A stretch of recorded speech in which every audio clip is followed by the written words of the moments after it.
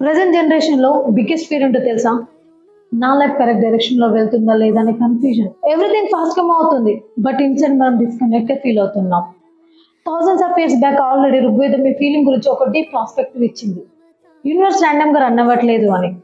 Welcome to timeless with Jasmine and this is Veda series episode 6 Dhataditya. ఋగ్వేదంలో దాతాదిత్యని balance, structure, cosmic order కి symbol గా describe చేశారు.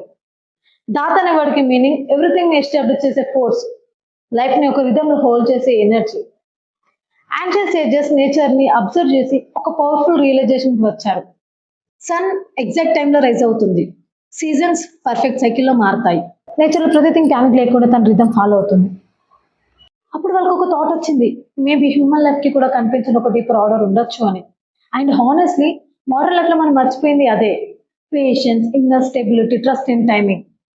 మనం ఎవ్రీ డిలేని ఫెయిల్యూర్ అనుకుంటాం, ఎవ్రీ కన్ఫ్యూజన్ రాంగ్ పాత్ అనుకుంటాం, కానీ నేచర్ ఎప్పుడు హరి అవ్వదు.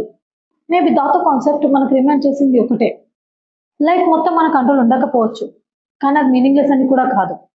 కొన్ని విషయాలు ఇప్పుడు మనకు అర్థం కాకపోవచ్చు, కానీ అవి రీజన్స్ లేకుండా జరుగుతున్నాయని కాదు.